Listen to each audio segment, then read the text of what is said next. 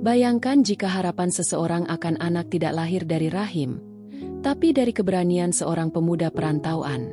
Di sebuah ladang sunyi di Taiwan, tumbuh bukan hanya sayur dan buah, tapi juga benih kehidupan yang tak terduga. Inilah kisah nyata yang menyentuh tentang cinta, pengorbanan, dan keberanian melawan sepi, antara sepasang suami istri Taiwan dan seorang TKI asal Makassar yang mengubah hidup mereka selamanya. Suka cerita-cerita seperti ini? Klik subscribe, ikuti, atau nyalakan lonceng untuk terus mendapatkan kisah-kisah inspiratif dari sudut-sudut dunia yang jarang tersorot. Karena kadang, kisah paling menyentuh justru datang dari tempat dan orang yang paling sederhana. Jangan lewatkan bab berikutnya. Cerita ini baru dimulai. Di pinggiran kota Tainan, Taiwan, terbentang hamparan ladang hijau yang subur. Ladang itu milik sepasang suami istri, Tuan Chen dan Nyonya Mei. Pasangan petani yang hidup sederhana namun penuh keharmonisan. Mereka tidak hanya dikenal karena keberhasilan pertaniannya, tetapi juga karena keramahan dan kebaikan hati mereka. Siapapun yang pernah bekerja bersama mereka akan merasakan bahwa ini bukan sekadar tempat mencari nafkah, tetapi tempat yang terasa seperti rumah kedua. Setiap pagi, suara gemericik air irigasi bersahut dengan kicauan burung yang berterbangan di atas kebun bayam, sawi, dan selada. Traktor kecil milik Tuan Chen sudah berderu sejak subuh, menandakan dimulainya hari yang panjang namun penuh semangat. Di rumah sederhana mereka yang terbuat dari kayu dan beton, Nyonya Mei menyiapkan sarapan hangat untuk para pekerja, tanpa membedakan mana pemilik dan mana buruh. Dalam pandangan mereka, semua yang bekerja di ladang adalah keluarga. Tuan Chen dulunya adalah anak dari petani miskin. Ia tumbuh dengan memahami kerasnya hidup dari tanah. Setelah menikah dengan Mei, mereka bertekad membangun usaha sendiri. Perlahan tapi pasti, mereka mulai menanam secara organik, memperluas lahan, menjalin kerjasama dengan pasar lokal hingga restoran hotel berbintang. Hasil pertaniannya mulai dikenal karena kualitas dan kesegarannya. Namun di balik semua keberhasilan dan senyum yang selalu mereka bagikan kepada para pekerja, ada satu hal yang tidak pernah mereka bagi secara terang-terangan. Kesunyian hati karena belum dikaruniai seorang anak. Meski telah menikah lebih dari 10 tahun dan berkonsultasi dengan berbagai dokter, harapan itu tak kunjung menjadi kenyataan. Tapi mereka tidak menjadi murung. Justru dari kesedihan itu mereka belajar untuk lebih menyayangi hidup, pekerjaan, dan orang-orang di sekeliling mereka. Ladang mereka terus berkembang. Tiap musim panen menjadi perayaan kecil di rumah mereka. Namun tiap malam, setelah semua pekerja pulang, keheningan kembali hadir. Di tengah keberlimpahan hasil bumi, hanya satu kekosongan yang tak bisa mereka isi, tangisan seorang bayi di rumah mereka yang sunyi. Namanya Irfan, seorang pemuda berusia 27 tahun asal Makassar, Sulawesi Selatan. Lahir dari keluarga sederhana di pinggiran kota, Irfan tumbuh dengan semangat hidup yang membara. Ayahnya adalah sopir angkot dan ibunya berjualan kue tradisional di pasar. Sejak kecil, ia sudah terbiasa bangun subuh membantu ibunya menyiapkan dagangan, lalu berangkat sekolah dengan sepeda tua yang dipinjam dari pamannya. Setelah lulus SMA, Irfan ingin melanjutkan kuliah, namun kondisi ekonomi keluarga memaksanya untuk menunda impian itu. Ia bekerja serabutan di kampung, mulai dari tukang parkir, buruh bangunan, hingga karyawan warung kopi. Namun semua itu tidak cukup untuk mengubah nasib. Maka, saat mendengar lowongan TKI ke Taiwan di bidang pertanian, ia tak pikir panjang. Setelah melewati proses pelatihan, belajar bahasa Mandarin dasar, dan berbagai tes kesehatan, Irfan akhirnya berangkat, meninggalkan tanah kelahirannya, keluarga, dan kekasih kecilnya yang setia menunggu. Sesampainya di Taiwan, Irfan bekerja di ladang milik Tuan Chen dan Nyonya Mei. Awalnya, ia kesulitan menyesuaikan diri, cuaca yang berbeda, makanan yang asing, dan bahasa yang tak dimengerti. Tapi ia bukan tipe pemuda yang mudah menyerah. Dalam waktu 3 bulan, ia sudah mulai bisa berkomunikasi dengan bahasa tubuh dan sedikit-sedikit memahami perintah majikannya. Lebih dari itu, Irfan menunjukkan etos kerja yang luar biasa. Ia bekerja dari pagi buta hingga sore hari, bahkan sering menawarkan diri membantu setelah jam kerja jika melihat pekerjaan belum selesai. Ia cepat tanggap, selalu bertanya jika tak paham, dan tidak pernah mengeluh.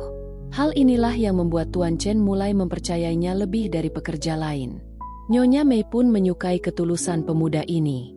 Ia sering memberinya makanan tambahan, atau mengajaknya ngobrol santai saat istirahat. Bagi mereka, Irfan bukan sekadar tenaga kerja dari negeri jauh, tetapi anak muda yang membawa semangat baru di ladang mereka. Bahkan di beberapa kesempatan, saat para pekerja lain pulang, Irfan sering diminta tinggal sebentar untuk berdiskusi tentang pertanian, mencoba alat baru, atau sekadar membantu merapikan gudang.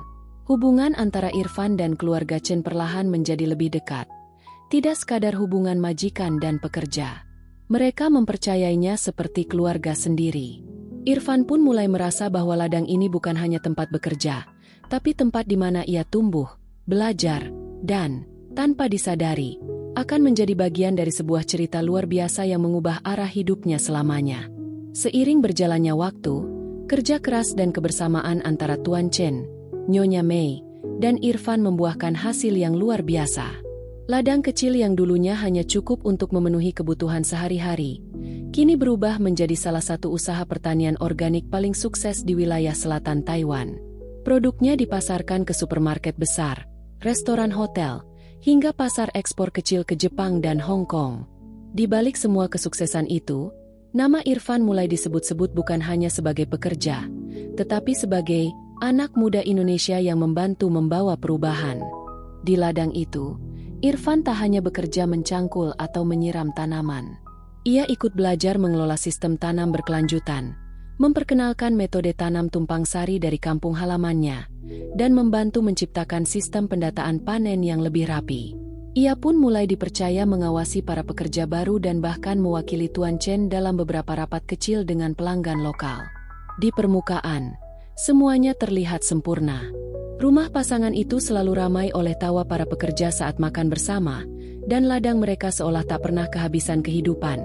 Daun hijau, hasil panen segar, suara mesin panen, dan semangat kerja yang tak pernah padam. Tapi di balik pintu rumah utama yang megah dan bersih itu, tersembunyi sebuah kehampaan yang semakin lama semakin terasa berat. Tuan Chen dan Nyonya Mei, meskipun sangat bersyukur atas pencapaian mereka, tak bisa menyembunyikan kesedihan mendalam karena belum juga dikaruniai keturunan. Setiap malam, saat semua pekerja pulang dan rumah menjadi hening, mereka duduk berdua di ruang tengah sambil memandangi foto pernikahan mereka yang tergantung di dinding. Mereka telah mencoba pengobatan medis modern, akupuntur, bahkan spiritual. Namun hasilnya tetap nihil. Mei, kita punya segalanya sekarang. Tapi mengapa rumah ini masih terasa sepi? Tanya Tuan Chen suatu malam, dengan mata yang tampak letih. Nyonya Mei hanya menggenggam tangannya dan tersenyum tipis. Karena kita tidak mendengar suara tawa seorang anak, Chen. Semua keberhasilan ini tetap terasa kosong tanpa warisan darah. Setiap kali ada tamu yang datang membawa bayi, hati mereka selalu bergetar. Mereka tak pernah iri, tapi selalu merasa seperti ada bagian dari hidup yang belum terpenuhi. Dan yang membuat hati mereka semakin teriris, adalah kenyataan bahwa mereka berdua adalah pasangan yang sangat menyayangi anak-anak. Mereka selalu memperlakukan pekerja mereka dengan penuh perhatian. Maka, bisa dibayangkan betapa besarnya cinta yang akan mereka curahkan jika mereka memiliki anak sendiri. Irfan, yang sudah lama bekerja dekat dengan mereka, perlahan menyadari hal ini. Ia melihat tatapan kosong Tuan Chen saat melihat anak-anak tetangga bermain di tepi ladang. Ia melihat bagaimana Nyonya Mei sering termenung di dapur saat memasak, seolah memikirkan sesuatu yang tak bisa ia bagi dengan siapapun. Namun saat itu, Irfan tak tahu bahwa ia bukan hanya seorang saksi bagi kesuksesan dan kekosongan mereka, melainkan juga, tanpa disadari, akan menjadi bagian penting dari harapan terakhir mereka untuk memiliki keturunan. Suatu malam yang tenang di musim semi, angin berhembus lembut melewati sela-sela daun bayam dan kol yang masih basah oleh embun petang. Para pekerja sudah kembali ke asrama mereka setelah makan malam bersama. Hanya Irfan yang masih tinggal di rumah utama, diminta oleh Tuan Chen untuk membantu mengecek alat penyemprot otomatis yang baru saja mereka pasang di sisi timur ladang. Setelah semuanya selesai, Tuan Chen tak langsung menyuruhnya pulang. "Irfan," katanya dengan suara yang lebih pelan dari biasanya, Maukah kau duduk sebentar? Aku dan Mei ingin bicara. Irfan menoleh heran. Ia segera melepas sarung tangan kerjanya dan masuk ke ruang tamu. Di sana, Nyonya Mei sudah duduk dengan tenang. Wajahnya tenang tapi mata menyiratkan sesuatu yang berat. Mereka duduk bertiga. Tidak ada makanan, tidak ada teh hangat seperti biasanya. Hanya keheningan yang seperti menggantung di antara dinding-dinding rumah itu. Irfan, mulai Nyonya Mei, kau sudah seperti anak sendiri bagi kami. Kau telah membantu banyak hal, dan kami sangat menghargai kehadiranmu. Kami punya permintaan yang sangat pribadi, tapi kami tidak ingin kau merasa terpaksa. Kami hanya berharap kau mau mendengarkan dulu. Irfan mengangguk, menahan nafas. Ia tahu apapun yang akan diucapkan pasti bukan hal biasa. Tuan Chen melanjutkan dengan suara berat.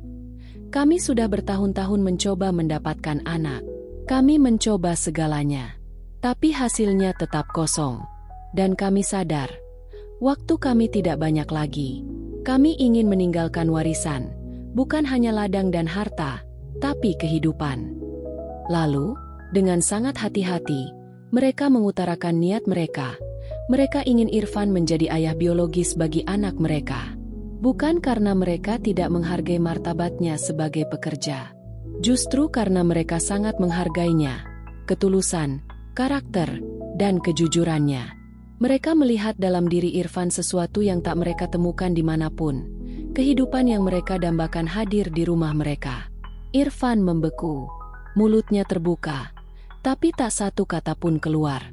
Ia menatap keduanya bergantian, berusaha memahami makna di balik permintaan yang begitu besar. Bukan hanya soal darah, kata Nyonya Mei lirih, tapi soal hati. Kami tahu ini tak biasa. Tapi jika ini bisa memberi kami kesempatan untuk membesarkan seorang anak, kami akan memperlakukan dia sepenuh hati, dengan cinta, dan tanpa menyembunyikan kebenaran. Mereka menjelaskan bahwa ini bukan permintaan yang dibuat atas dasar emosi sesaat. Mereka telah berdiskusi panjang dan bahkan menyiapkan kemungkinan untuk legalitas dan perlindungan semua pihak. Mereka tidak meminta Irfan menyerahkan tanggung jawab, tapi justru ingin menjadikan proses ini sebagai jembatan kasih antara mereka bertiga. Irfan meminta waktu.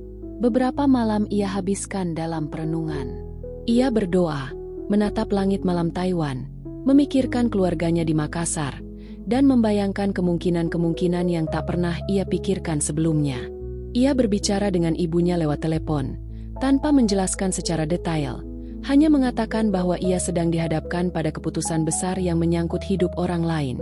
Akhirnya, setelah melalui gejolak batin yang panjang, Irfan kembali ke rumah Tuan Chen.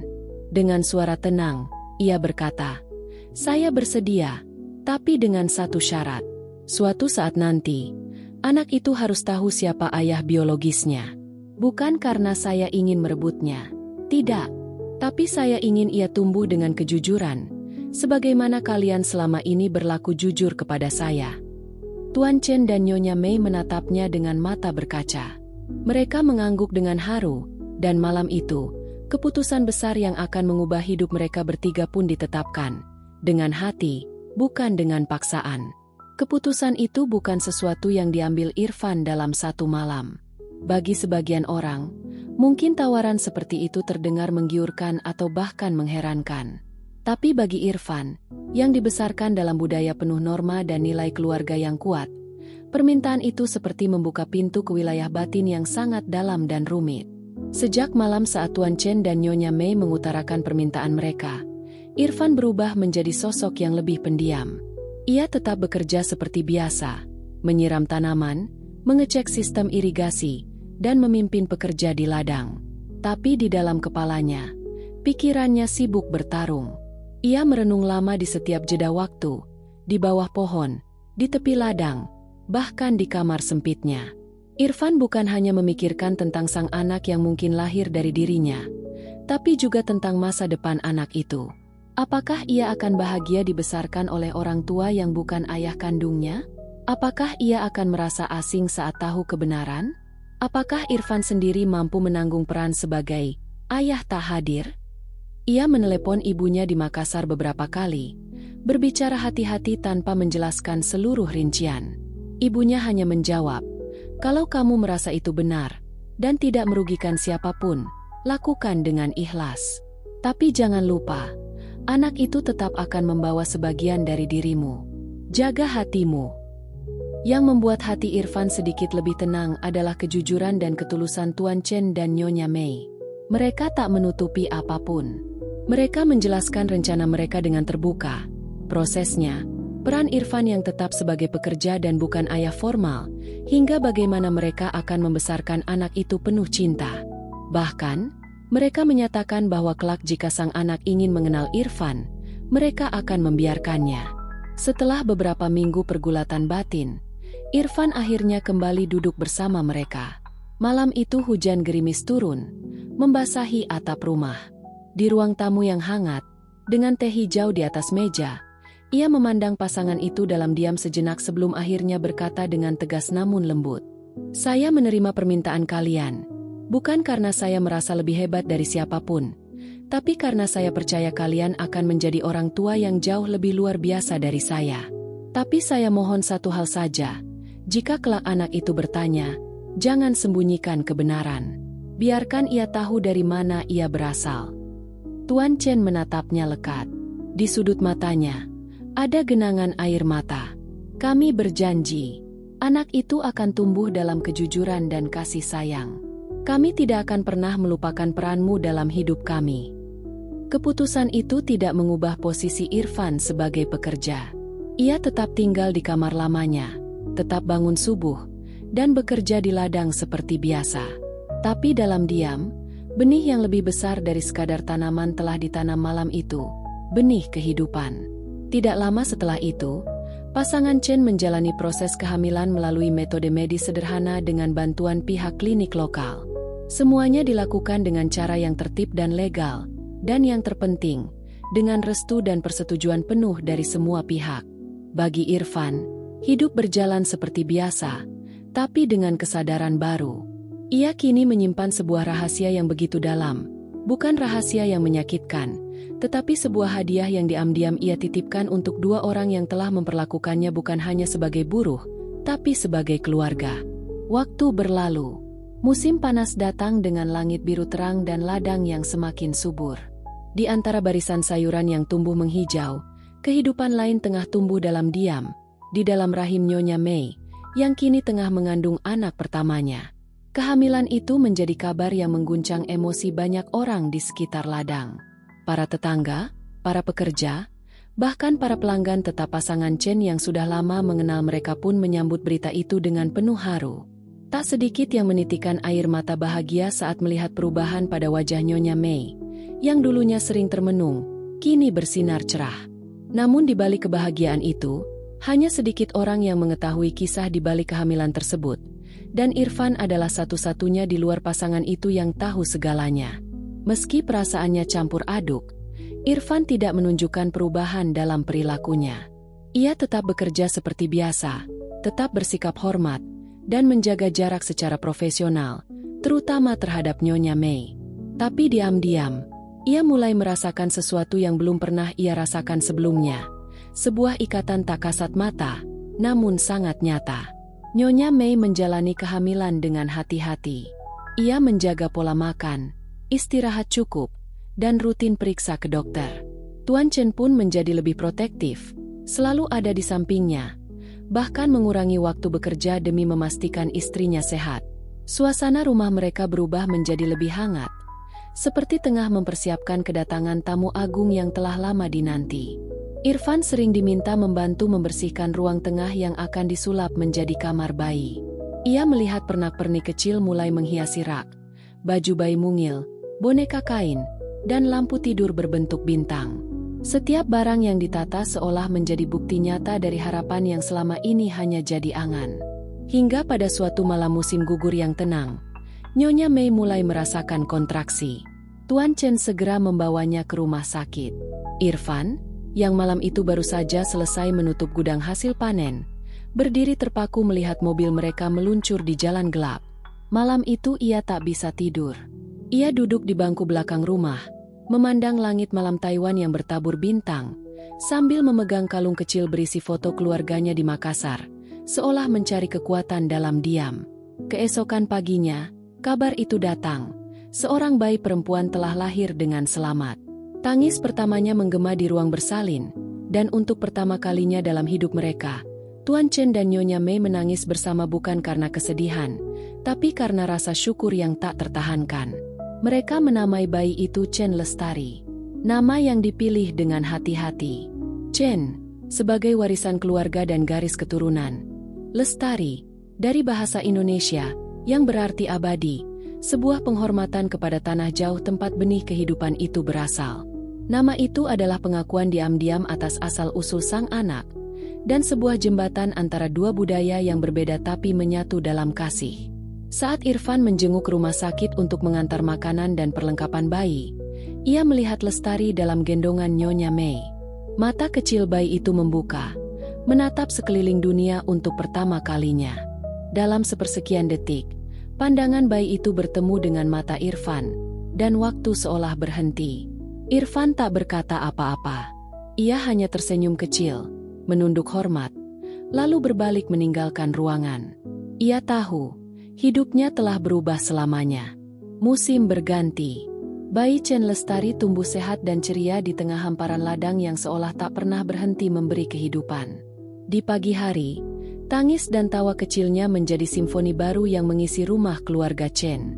Dan bagi siapapun yang pernah mengenal rumah itu sebelumnya, mereka tahu bahwa sebuah kekosongan besar kini telah terisi. Tuan Chen tak lagi hanya dikenal sebagai petani sukses, tapi juga sebagai ayah yang hangat dan sabar. Setiap sore, setelah urusan ladang selesai, ia menggendong Lestari menyusuri pematang sawah, menunjukkan bunga, burung, dan sayuran yang ditanam dengan cinta. Nyonya Mei, yang dulu menahan harapan dalam diam, kini memancarkan kebahagiaan baru yang tak bisa disembunyikan. Di setiap langkahnya, terlihat jelas bahwa menjadi seorang ibu adalah anugerah yang selama ini ia nantikan dengan sepenuh hati. Di antara semua perubahan itu, Irfan tetap menjadi sosok yang tenang di balik layar. Ia tidak pernah menuntut pengakuan, apalagi mengklaim peran. Ia menjaga janji dan menjaga jarak. Tapi tak ada satu hari pun ia lalui tanpa mendoakan anak itu.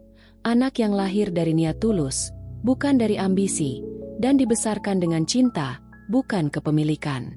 Ladang mereka kini menjadi tempat yang bukan hanya menghasilkan makanan, tapi juga harapan dan kisah kemanusiaan.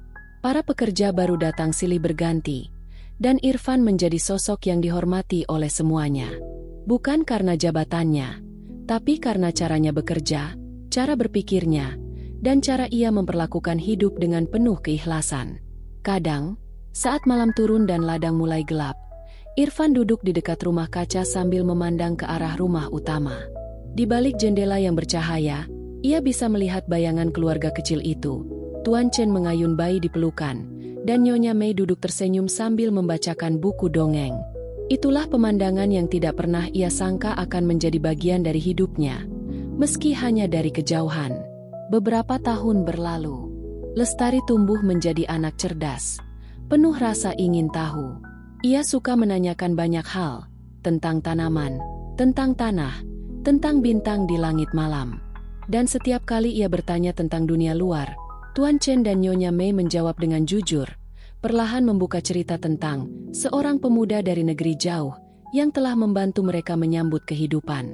Saat Lestari cukup besar untuk mengerti, mereka duduk bersamanya di bawah pohon jeruk yang rindang di tengah ladang, dan menceritakan kisah itu dengan hati-hati. Anak itu mendengarkan dengan mata membelalak, lalu menatap Irfan yang sedang bekerja tak jauh dari situ. "Dia pahlawan kecil dalam hidup kita," kata Nyonya Mei pelan.